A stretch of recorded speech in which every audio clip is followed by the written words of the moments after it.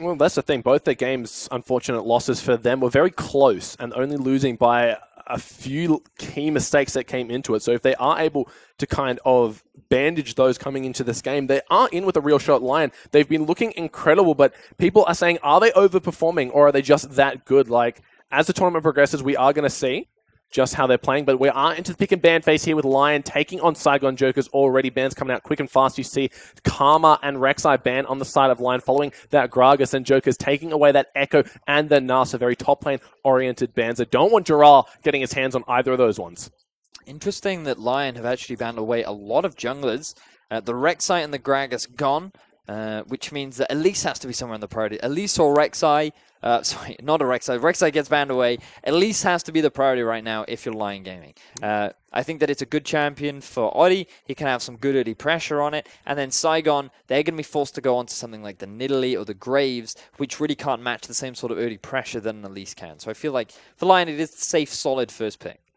It leaves a lot of very good mid laners up on the table as well. You got the Talia, you got the Malzahar as well. They'll have to see what they're willing to give up to take away this lease. But you are right. With that Rek'Sai and Gragas off the table, none of the junglers can really slot into the very strong team compositions as well as the Elise can. So would be wise to pick it up, and looks like they're on the same train of thought. They get that one instantly. So now you can respond with either the mid lane picks that you were talking about, perhaps the Talia, considered fairly safe right now, but given that only the Vladimir has banned away, there are a lot of options that you can pick into it. You could also look to pick up a very early Sivir here, or maybe a Tahm Kench, because both of them are just fairly safe and well-rounded champions that you can pick into the vast majority of compositions. Oh, not being banned away. She is picked up here with the Sivir and the Talia coming in for the Saigon Jokers. So two very strong picks. Sivir offers pretty much unrivaled control of any lane she turns into, and with that ultimate, there's not a lot you can do if you're trying to hunker her down. And Talia, we've seen her shine, and we've seen her kind of... It's either a diamond or just another cruddy rock, essentially. Well, now if you're Lyon, I feel that Cassidy would actually be a very solid pick into the Talia and the Sivir as well. But you might not want to pick it on this rotation. It's a little bit risky. You could try and pick something up for top. Shen is still available, something that actually hasn't seen much prioritization, but is very well-rounded and can pick into a number of compositions. Alternatively, you could also look to pick your support right now. Something like a Braum would be pretty safe up against someone like the Sivir, because Sivir Braum is a very safe and well-rounded lane that's very risky to play against and doesn't really have many weaknesses. So picking up the disengaged form of Braum and also relatively strong laning could just be a very safe pick for Lyon. That's exactly what they're going to do here. They pick up that Braum in the support as well as the Gangplank. And when you look at the top lane bans that have been taken off the table, seems like a wise pick up here. So have to see what Saigon Jokers answer with. Well, they know now what the top laner is. Yep. Unlikely that they're going to pick up the Shen. You typically want to try and go for something a little bit more aggressive to try and challenge the Gangplank. Aurelia's a little bit risky. You can. Early levels, you would have the advantage. Fiora would be reasonable. Other top laners that you could pick into, something like the Olaf, perhaps. There's quite a few things left available. But excuse me, because nope, I'm good. I thought I was going to sneeze. I've been there. I was like, wait, do I need to sneeze? No, I'm good. Right. That's why my train of thought was distracted. So if you're Saigon Joker, support and jungler are typically the best picks. You want to try and hold on to your top laner until you see the entire composition so you can pick around that. Well, looks like they go for that Hecarim in the jungle with so many banned away. We didn't see it work out too well for Tussle last game, but let's see if HanYiAnn can make it work a little better, of course, getting themselves that Nami. So the second Nami consecutively picked here. Saigon Jokers getting themselves that one. The tidal waves were kind of hit and miss. Sometimes they were very impactful, and other times it was just magic up, you splash. Tarek would have been the strongest support for the Saigon Jokers. Nami is just not the best support into Braum because of how effective his shield is against the tidal wave and how good his disengage is against, honestly, the Hecarim and the Nami. But now if you want to try and round out your composition for Lyon, Jhin could be a solid pick. A little bit. If you want to go for a bit more lane dominance, Lucian would also be a solid pick. would fit nicely with the Gangplank as well because of the mid priority and how well that he synergizes with the Trinity Force spike if you go for the Black Cleaver Ghostblade build. And on top of that, if you're looking for mid lane, you could go for the Malzahar or Cassidy, or perhaps the Cassio that we have been seeing a lot of as well. There it is, the Cassio getting locked in immediately in that Lucian. He's going to have a very easy time putting on the fancy feet, dodging away from those bubbles. Just have to deal with pretty much unavoidable damage that the Sivir brings to the table, as well as a Cassiopeia. We've seen it do quite well in the past throughout this tournament, so it's going to be the pick up against the Talia. Have to see how well he does, and right now Saigon hovering over that Aurelia with a lot of the kind of flavor top laners being banned away. Seems like that will be the go-to, and there it is. So this is a bit of a skill matchup. We can talk more about it once we actually get into game, but it's clearly something that Saigon Jokers want a little bit more comfort around. Definitely able to win out on the lane, but the problem is this Hecarim pick and his ability to actually add value to the lanes. Natural lane advantage down the bottom because of the range advantage. In the mid, early pressure will go towards the Talia, and so naturally you'd think that both junglers will look to try and get an early snowball in the top, because if the Gangplank gets ahead, he's going to snowball out of control. If the Aurelia gets ahead, she's going to snowball. It's a race to Trinity Force in the top lane. So both junglers' impact will be very integral, but when you match up the fact that you have an Elise versus Hecarim, you'd naturally just give the advantage over to the Elise. So I feel like the early game, that's what we're going to have to try. It looks like we got another title fight up in the top lane between Jirall and Ro. Jirall has been playing so well this entire tournament long, whether he's on the Echo or the Gnar. This time, it will be the Gangplank, actually. So haven't seen him on that just yet, or maybe we have, I can't remember at the top of my head. There have been so many games we've been having to cover here, but his Gnar and the Echo really stands out to me the most. And going up against this Aurelia, we've seen how well he can do on that as well. So like you said, it's going to be a rush to that Trinity Force. Yeah, I'm excited. I think this will be a fun game. Lyon want to try and maintain that undefeated record. Remember that to get here, they were undefeated. They went 14-0. Impressive scoreline. To then qualify, and they're now 3-0. So far, throughout their competitive record, they're still doing incredibly well, yet to lose a game. And to go 7-0 into the international wildcard will be a great way to make your way into Worlds. Look, you're exactly right, and they're looking to do so right now. We have Lyon Gaming taking on the Saigon Jokers. Lyon completely undefeated so far, the only team to do so. And Lyon Gaming, Saigon Jokers actually the only team without a win, so both. Well, of course, Saigon looking for their first win. Lyon definitely not looking for their first loss, but looking to make that a solid 4-0.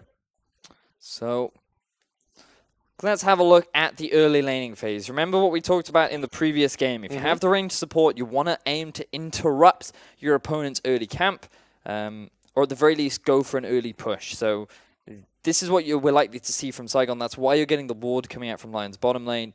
Ideally for them, they want to try and get themselves the Krugs, or at the very least, they want to predict the invade coming out from Saigon and then punish them for trying to set that one up and getting an early push themselves. So early push is very important in the current meta because you have the standard lanes. Getting that early level 2 is a very big swing.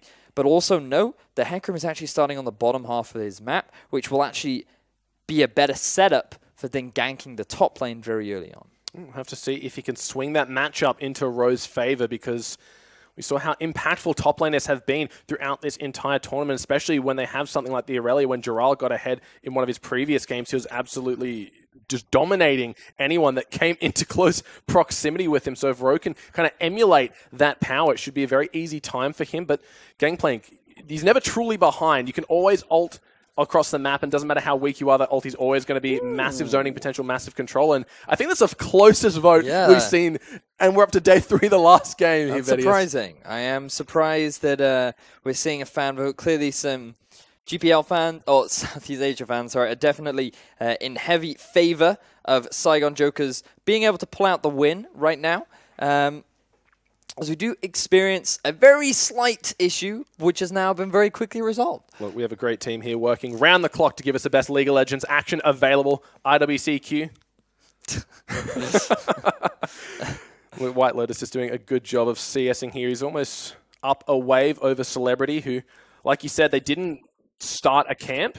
So mid lane. He might be in a little bit of trouble. The worked ground. Going to have to flash out. There's Oddie, though. Can he get his fangs down to get this one? Gets the repel off in time. Does he have the flash available? No, he used the flash to get into range to save Seiya.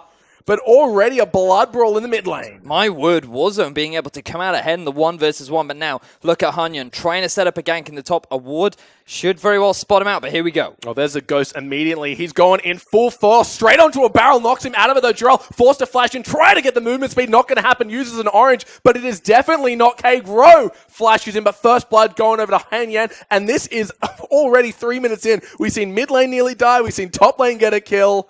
Saigon Jokers, we said they play aggressive, and they're showing us exactly why. This could not be a better start for the side of Saigon Jokers. We wanted to see an early aggressive Hecarim, and we get just that. Oddie's attention, it was drawn to the mid lane. He wanted to try and get a kill down onto Warzone after he pretty much forces Seiya out of lane. Something that we would not expect from Seiya whatsoever. Very surprising result, but I mean, Lyon already on the back foot early on.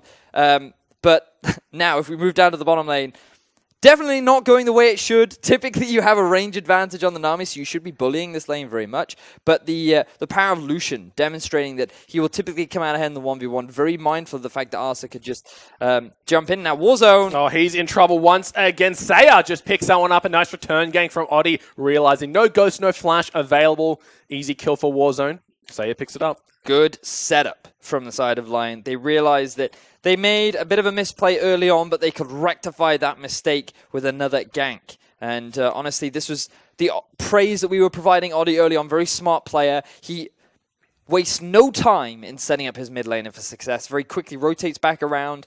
The fact that Warzone is so low in terms of mobility when playing this Seiya means that it's very easy to set up a gank, because WhiteLotus... Celebrity's going in, does pop the spell shield actually, but the sight's set onto Su. There's the cocoon, actually stuns him out. The concussive blows comes down too, forced to use the heal, exhausts down. Very, very low is Celebrity, but he survives with his life. But they get every single summoner spell out. Now HanYiAnn, he's trying to respond with a bit of aggression on his own, but... he is not going to be able to do it. Realizes that is a big minion wave in the mid lane. Warzone would not really be able to provide that much support. But you can see now the pressure continuing in the bottom lane. And wow, action already across all over the map. And we thought that the snowball would begin in the top lane, but look at the CS differential. Unfortunately for Rowe, he wasn't quite able to get the shove off. That means that Jirall actually picked up a massive minion wave, and that actually enabled him to not only get the experience advantage, but a pretty hefty CS advantage too. Look, I feel like one of the consistent traits we see when it comes to great junglers is they're never wasting time. Every single action they do is always affecting the map in a positive way for their team. We've seen HanYiAnn, he tried to go for a gank in mid, couldn't make it happen, kind of hangs around there, denies the Raptors, but then just goes off, does his own thing. But Oddie, he's always in the right position to make something happen. He's burning a summoner, he's burning something. Just can't be said about HanYiAnn right now. No, it cannot, but he is playing the Hecarim. Ideally, he wants to try and get this very early level 6 so that it is easier to set up for the ganks, but hasn't quite found it yet. Warzone now really starting to struggle. Now, this mid lane matchup, I wanted to talk about a little bit earlier on, as Warzone being forced to ghost. Wow.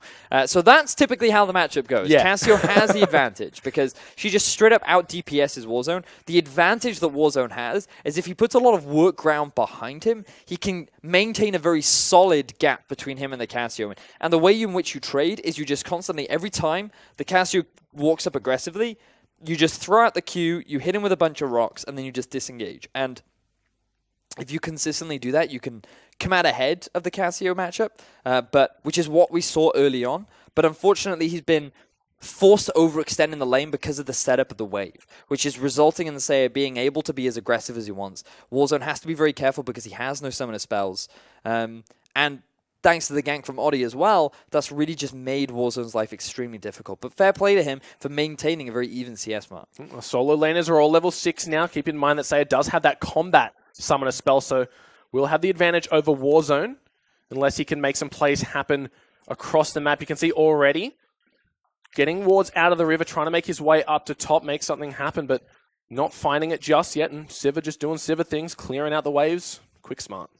Now Oddie posturing around the top half of the map. He does need to give that blue over to the Cassiopeia. Very important in this matchup to make sure that you do have blue control. Enables you to be as aggressive as you want. And the same goes for Warzone in terms of wave clear, because he should just be looking to try and get that early Morello. Complete the Royalize as soon as he can, because with those two items, this is where you start to see the power that Seiya can bring in terms of kiting and team fight damage. We could also look to see some roaming coming out from the Talia. She now has her Weaver's Wall, and top lane would really be the best place to try and force that play.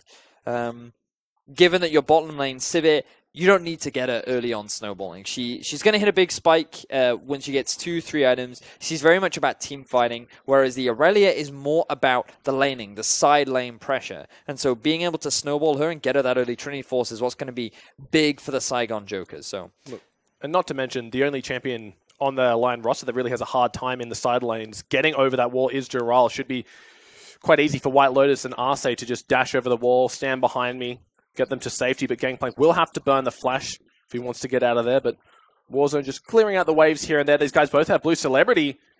Was low, but he does have the sustain advantage that Nami does provide. WhiteLotus using that culling, trying to go for the kill here. Flashes in, gets the Q straight under tower, and WhiteLotus singing praise all tournament long, and you guys can see why. Level 7 Lucian to the level 5 Sivir. This is the power of Lucian with going for the all-in. I mean, the risk that you have to be careful of with this Lucian Braum lane is the fact that it's so easy for Braum to just dive in, throw down the ultimate, you get the passive down, and it's so easy for WhiteLotus to follow up. He didn't even need it. He just throws out the culling, celebrity, he's forced to eat all of it, and then WhiteLotus goes for such an aggressive flash, gets his team a kill, and Lyon just seemed to have retaken control over the game. Look, Celebrity still had heal available. I don't know if it was either just coming off cooldown or he didn't expect the piercing light damage, but he goes down, not putting up too much of a fight, and WhiteLotus completely spiraling this bot lane out of control. Good damage down onto Oddie. Here comes HanYiAnn. There's the repel to get him to safety. A good wall. They should be able to pick this one up. Hecarim does, but Seiya trying to take him down. There is Arce. Gets a nice double knock up. He's so low. Just 2 more attacks will break it. Warzone in the back doing great damage. 1 more attack. Warzone gets it onto Arce, and Saigon Jokers find a pick, get 2 kills. So, unfortunately for Lyon right there, WhiteLotus had just backed away, but Seiya wants to try and get something back. Not going to quite be able to do it. But still, overall, net gain for Saigon Jokers. They get themselves another 2 kills. The play from Arce was very promising. He thought that if I could just get the crowd control down, then my mid laner can rotate round. But Seiya was being zoned away by Warzone, who very smartly was just using his abilities to zone, just trying to force Seiya away from the team fight and allow the rest of his teammates to get the kill down onto Arce, which overall does result in them getting the kills that they wanted. But just look at the difference between the AD carries right now. It is so huge, so early on into the game. Look, that's exactly right. 16,000 to basically 16,000, about 400 and change separates these two teams right now, and it's all that advantage in the bot lane. So this is the mistake that Oddie make. Definitely underestimated the burst because, I mean, trying to clear out that ward, it's understandable why you try to do it. But then you see Arce, coming around, trying to provide the CC that's needed for Seiya to then come in. But Seiya was just a little bit too afraid to hard commit. And then if you look to your mini-map, then WhiteLotus was nowhere to be seen. He had to back. He had to pick up his Caulfield's Warhammer and Serrated Dirk as heal forced to be used as Arce. Takes a little bit too much damage. Look, Lyon, they know where their advantages lie. It's in this bot lane. They want to get WhiteLotus as far ahead as possible, but underestimating that tower damage forces a heal, but they do get that first brick gold, so still a bit in their pockets. Gets them about 1.2k ahead at the moment, and looking at the gold discrepancies here, and 1.4 in favor of the Lucian, that's huge. Just a BF sword and change. We talked about the mid-game spike synergy that they have with the Gangplank and the Lucian. I mean, Cassio, she does a lot of damage regardless as long as she can land that poison. And now it looks like Saigon, they want to try and get an advantage for themselves as HanYiAnn. Trying to set up for a dive, but the pink ward is going to spot him out. Oddie is in the vicinity. Is going to dissuade this gank as well. So Saigon Jokers definitely, they're on, I don't want to say a time limit because their late game is actually pretty phenomenal. But then when you think of Cassio and Gangplank, it's pretty hard to say that Lions don't exactly have a solid late game themselves. But in terms of the mid-game spike, definitely heavily in favor of Lyon. The only real advantage that Saigon are going to have is this great team fighting prowess, because you have the Nami, you have the Sivir, you have the frontline Hecarim, you have the flanking potential of the Aurelia as well. But they might not even get to that point because Lyon, they're using this AD carry to their advantage, rotating out to the top half of the map. They're going to very quickly pick up another turret. They initiate the lane, swapping it forces the Saigon Jokers to answer. Sue and Celebrity, they're already so far behind. He's only level 6. Can't really do much about that row. Has to walk down to the bot lane. Cancels the TP. Jirall just going to teleport down to answer. Going to catch a nice big creep wave for himself. So many good things coming out from Lyon here. What they do is they realize that the bot tower is gone. They rotate up to the top half of the map. They now realize that, hey, maybe we can catch Aurelia off guard. But Aurelia is just backing off as the Lions bottom lane reach the top half. This means that they can try and force the play. They try and look for the tower, but Saigon Jokers read the play. They respond in kind. They keep the turret alive. And Ro actually uses his teleport to a ward that was behind them to try and scare Lyon off of the turret. It works, but that also allows Jirall to say, hey, if you're going to use your TP, I can use mine. So he TPs to the bottom half of the map, and he's able to soak up all this juicy farm as we now see the Weaver's Wall. Here comes Warzone. He gets knocked off early. Jirall misses the flash, but Ro can't seem to find anything, and the cannon barrage under tower enough to keep him safe, and a lot of summoner spells expended here and no kills going to either team. Good response from Jirall to flash the knock-up coming out from Warzone. Yeah. He did not care about getting over the wall because, in all honesty, he had a great opportunity to get himself a kill. He decided not to overcommit and just be happy with his life as HanYiAnn trying to set up a play. He really wants to get onto WhiteLotus here. Forces the flash. There's the ultimate. Fears him back in. There should be a free kill for Celebrity. He gets it. Tidal Wave and Bubble. Not going to land. Arce knocks them both up, but the Jirall just going to call it a day. Back off and take some minions, maybe get some chip damage on the tower. Arce could have used his ultimate a little bit sooner, but he decided to hold on to it. Unfortunately, because of that, it resulted in HanYiAnn being able to get behind WhiteLotus and force the fear up towards his teammates. That's going to be a big shutdown bonus. That's going to allow Celebrity to close the gap ever so slightly, and now Saigon should be able to respond with a turn in kind. Doing a lot of damage down onto that one, but Warzone constantly being threatened by Seiya. We've seen time and time again, just hits 1Q, forces a flash, forces the ghost, so they are getting themselves kind of back into a manageable state between the AD carries, but they're forfeiting a lot in the meantime. Now, where is Oddie, is the question, because early on we saw him make good plays around the mid, but since then, after his death, he hasn't really done anything else on the map. He has now completed his first big jungle item, but when you compare the two junglers, HanYiAnn's been the guy that's been roaming around the map, and he could have completed his Trinity Force right now. He's 2-0-2. Instead, he decides to rush that early magic resistance to deal with the Elise and the Cassio. And Oddie hasn't really been able to set anything up for the rest of his team. He hasn't been playing around his strong side of the map. He hasn't looked to set up any more plays in the mid lane. And to be honest, the momentum that Lyon had built themselves up early on had definitely slowed down, even though they still hold on to the gold lead. Yeah, they get themselves another tower, so gets it about 1,000 and some. Nearing that 2,000 lead. But like you mentioned, Oddie, we praise his decision-making early on this game, but he's kind of just been a non-factor after the 10-minute mark or so. Like you mentioned, he died, had to go back, didn't really want to commit to anything, and it's all been on HanYiAnn. But back in this mid lane Warzone, he's been forced under tower time and time again. It's allowed Seiya to get a little bit of a lead here, and down on the bot road, just doing a good job of freezing that wave. He is behind about 25 to Jirall, sitting on 1-0, but they both have their Trinity Forces completed. Maybe looking to brawl for the Dragon. We haven't seen either team go for it, but it is a Cloud Drake, so it's understandable. Well, it's still an objective that both teams should look to try and play around. As I thought I saw the Nami ultimate come out then. It looks like she was just spamming laugh. Bit of an interesting setup if that would have been the case. But now Lyon rotating around to the mid lane. A final tier 1 turret that they want to try and pick themselves up. The setup for this is going to be difficult to take because when you look at the wave clear from the Taliyah and the Sivir, Lyon are probably going to be there for quite a while. Given that Lucian does have a pretty short range, getting close to the turret is going to be a bit tricky for him, especially with the risk of this flank coming out from HanYiAnn. So the better play for them is to actually play around a lane that isn't Taliyah. Because of how good she is at clearing these waves. And Dragon could be a good way to force this. Remember the mid-game spike that we were talking about? Lucian completed the Ghostblade. You also have the Morello done for the Cassiopeia and the Trinity Force. But it looks like the Saigon are actually going to be the ones to set this up. And, good use of the Taliyah wall to prevent Lyon from being able to try and contest. Look, of course, us with our God vision, we know they're not even going to try for it, but it's still utilizing everything, every advantage that your kit has to offer. So props to him. They're not going to be looking for any plays off to the side lanes anytime soon. So denies all potential at a steal from Lyon. And it looked like Lyon wanted to go for that mid lane tower. They saw the Sivir back, but without the appropriate vision, she's going to come back to lane. She's got herself a BF sword completed now, as well as the critical chance cloak. So she'll have a little bit of an advantage here.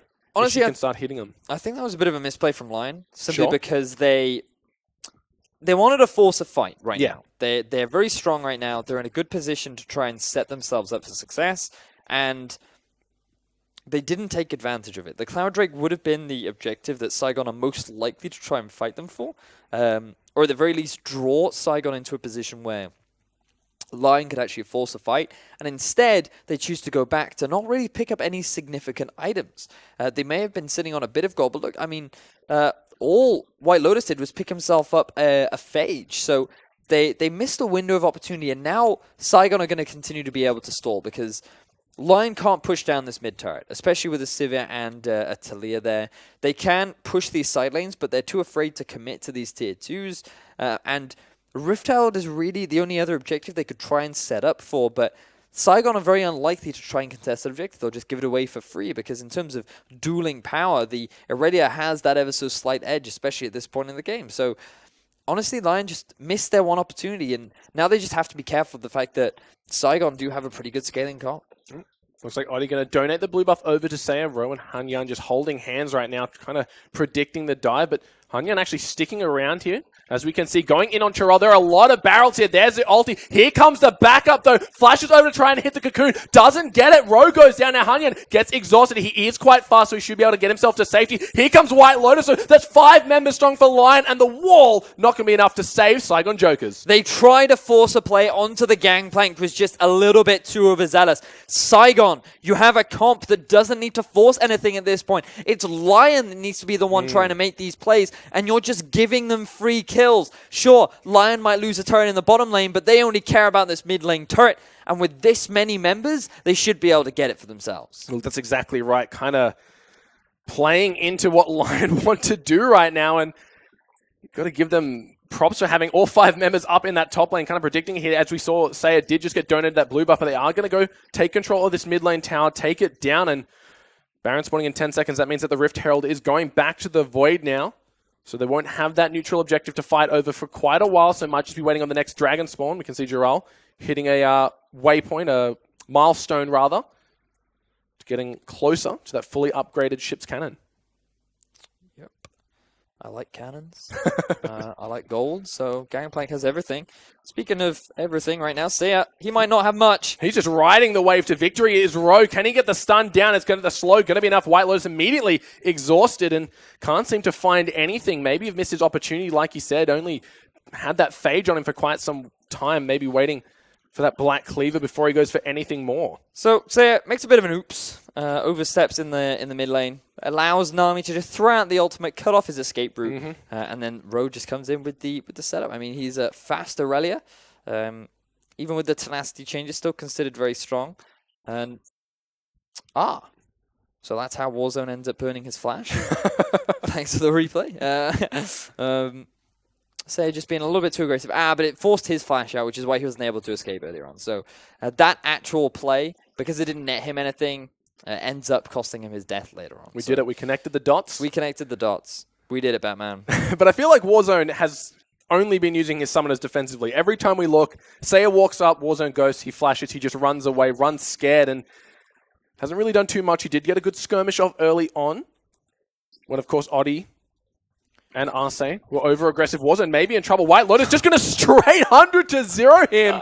Doesn't even get hurt until he walks over the pebbles there, but that's why you don't burn your flash at the side of a Cassiopeia. Oh, that was great. Yep. Like, that is the definition of getting cold. I mean, that was truly outstanding. The movement speed of the workground was not enough. You have no dashes to escape it. Yep. And honestly, WhiteLotus with the angles and everything, just fantastic setup. Now the miasma being used to try and zone away Saigon, as they are just barely able to keep that tier 2 alive. But it looks like Lyon, they don't want to give up on the pressure just yet. Forces the Irelia ult out as their wave clear was black and white screen there, just waiting to respawn. And could see that Arce was doing a great job of putting up the shield, defending all the minions to get maximum amount of damage possible. Seiya is top lane. Lyon could have tried to force this, but they like the disengage because they want to now set up for the dragon that's going to be spawning. It is the ocean, but it's still, again, that objective that you just want to try and take off the map. It's better for you to have it than your opponents, and it could also be a way to actually draw the enemy out, and then you can look to try and force the fight, which is what your composition wants to do at this point in the game. Just looking across some of the items that have been finished right now. 2 items done for the Lucian, level 13 to the level 11 Celebrity. He is actually on par of being the highest level in the game right now, which is pretty incredible for an AD carry at 22 minutes. 233 farm at 23 minutes as well. So WhiteLotus definitely having a great performance, something that you did mention earlier on. So a player that we needed to keep our eyes on, well, has definitely been doing a great job. Well, look, going back up to the highlight match, of course, it was Jirall versus Rowe, and Jirall kind of single-handedly out-CSing him very well right now. Hasn't picked himself up a kill, but using that ultimate to get 2 assists and avoiding some of those potential lethal ganks down in the bot, using that flash. Ocean Dragon will be picked up on the side of Lyon. It will be an Infernal spawning next, but all in all, Lyon, their laning phase has gotten them in a very favorable position right now. 3,000 gold in the lead, has an extra tower up. Kills are tied, though. Yeah, but what are kills to towers? Exactly, right? Not to mention that Lyon got the first tower and the first blood, right? Yeah. It's always made me wonder how the towers actually just drop gold. Is there like a bag of money inside them? I'm sure they shoot magical bolts, right? I'm sure there's a lot of valuable materials in there you could salvage and maybe go back and I feel like sell that's a on the black lot of market. time when you're in the middle of a battle. Look, Brom's a tough guy, man. I'm sure he can carry half a tower on his own. Maybe tie one to Seiya's tail, can slither on back. All right. Personally, I'm more of an advocate of just a bag of gold in the towers. Someone's just left it in there being like, yeah, it'll be fine. That's careless. It'll be fine. That's just straight careless. And once the first tower goes, they go, oh, maybe our gold isn't so fine. So they go take one of the bags out of each tower, take it back. Exactly. And they're like, maybe if there's less gold, it'll deter our opponents. No, it just makes them even hungrier for those item spikes. And the shopkeeper's like, where'd you get all this extra gold from? You didn't touch my tower gold, did you? Yeah, exactly. Exactly. We've deduced the mystery. We're on fire today. That's exactly right.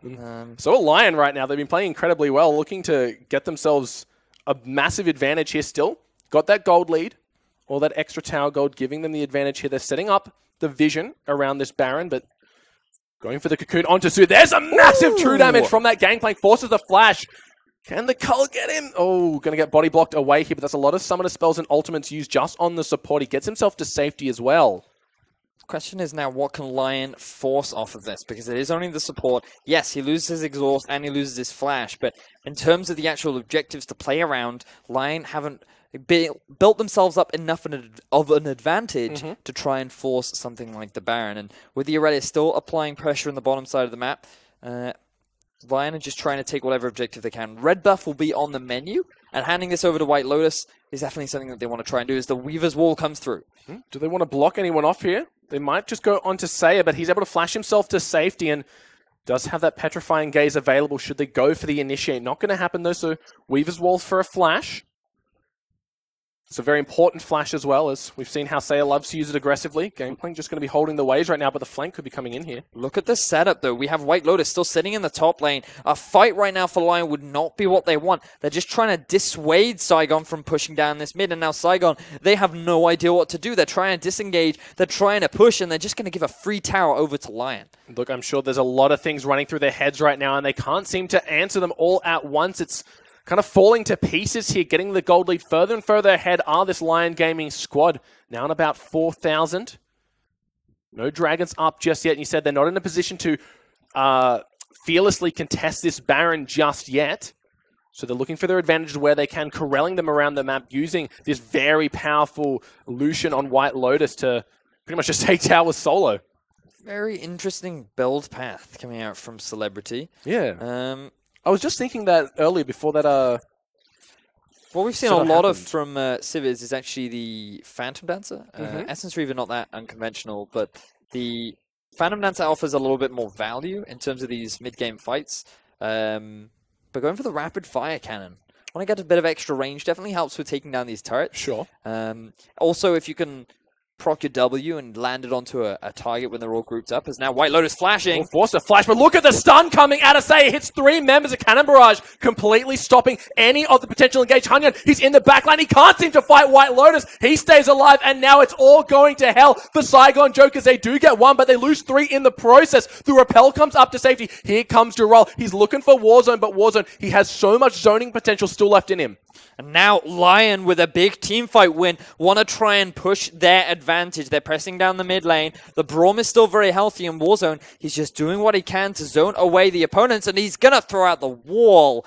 Great use of that Weavers to just deny the pressure coming out from Lyon. This is going to mitigate it, but not for long because the minion wave is still on its way.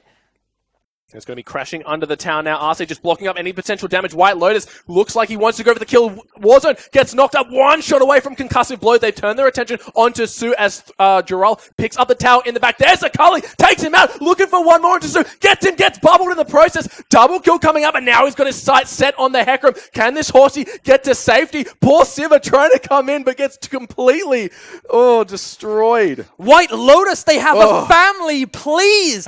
You are just going absolutely insane, and the pressure just seems to be unrelenting as Lyon look to take themselves another turret. Yeah, they are doing such a good job right now. Look at WhiteLotus, 612, 300 CS, putting the team in his backpack right now. We mentioned this guy's positioning and ability to catch people off with that culling has been on point all game long, and it's getting from bad to worse. 8,000 gold, a Lyon in the lead, and theoretically, they should be setting up for this Baron now. Oh, yeah. Lyon, their next objective is definitely going to be picking up that Baron. Dragon also spawning about 30 seconds, but it looks like Ro is next on the menu. Oh, he's just going to get hit by that massive true damage proc of the Gangplank ulti, trying to turn it around, gets the stun onto Seiya, but the petrifying gaze slow enough for Oddie to sink in the fangs and take him out. They get themselves another kill. Ro overextends in the mid lane, and this is just going to make the decision all the more easier for the side of Lyon Gaming. And they're not even giving us an opportunity to break down how that last fight even happened. Because bear in mind, this was a situation where Saigon just could not decide where they wanted to do.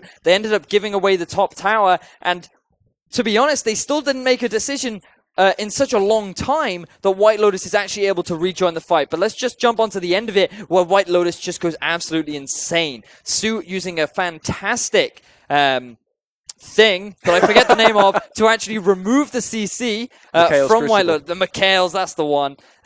And that enables WhiteLotus then to just go ham on Su. He has no way to escape. He then goes super aggressive onto the Hecarim as well, and he just shows no sign of mercy to his opponents. 6-1 and 2, as you mentioned earlier on. But really how that all set up early on was just a matter of HanYiAnn overextending. He goes very deep into the backline. He thinks that with the Trinity Force, he has enough damage to be able to get a kill down onto WhiteLotus, but he's just kiting so well. He has great peel coming out from Arce. And then that just enables Jirall to just get so much damage down, combined with Seiya, who really got a fantastic ultimate off onto two big key members. So honestly, just a fantastic team fight coming out from Lyon. They said earlier on in an interview that they love to fight, and you can see why with such fantastically mechanical, proficient players. Arce just been doing a great job. You mentioned that's why Braum is so good. Anyone that comes into the backline, all it takes is one auto, and then everyone has CC on that team. They are starting the Baron down to about 6,000 health. It is low. I don't even think HanYiAnn going to get there in time, and free Baron. Yep. That was just Baron for breakfast, really. Yeah. There was very little that Saigon could do to respond. They had the vision on it when it was about 40% health, and they just had to give it up. There was nothing they could do now. With Lyon having one Infernal Drake underneath their belt as well as a Baron, it's now really their game to lose. But we have to wonder how they're going to be able to break into the base of Saigon, because one thing they have to respect is the fact that Saigon have a fantastic team fighting composition. The Seiya and the Hecarim, very good at dealing with all these grouped up members. So if Lyon commit a little bit too much to one tower, there is always that potential of Saigon being able to get the collapse, being able to get that turnaround. So Lyon, let's see how well they're going to be able to break into the base. Well, WhiteLotus has got his Infinity Edge completed now, so if he wasn't dealing damage before, which he was, he's going to be dealing exponentially more amount. Oddie just going to be getting himself that blue buff. As I say, Seiya comes over. Much better recipient of that one. Doesn't get it anyway.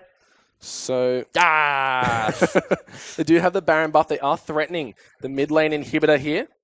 Arce, that's a full combo coming out of Warzone, and it's doing about half his health. He only has one magic resistance item as well, so even with a Void stuff on the side of Ro, I was going to suggest he picks one of them up, but he's got one. Yeah. And Power Braum. The power of Braum has completed the locket. And there's the Mikhail's Crucible ready and waiting for Tsu once again. Now, it looks like that the 1-4 is being set up by Lyon. They're just keeping the Gangplank in the bottom lane. 0, 1, and 7 so far. Cassio down. Well, I was just going to say, was that the sound of a Cassio? Tries to throw it out. Not going to pick anything up.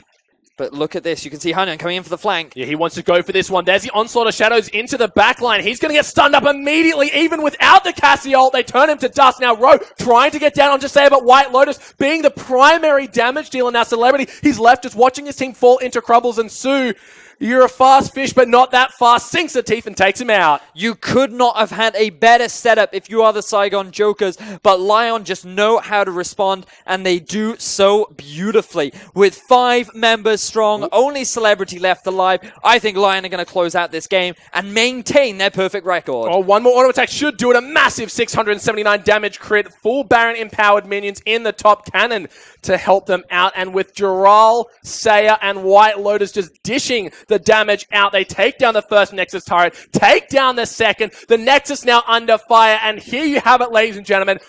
Lyon Gaming 4-0 undefeated by day number 3. Impressive. Well, Lyon, you are certainly putting on a good show so far. Saigon Jokers continue to go on without a win on the boards. Yep. Definitely struggles. Definitely show a little bit more this game. I was definitely impressed with HanYiAnn and how he set up the pressure in the top lane.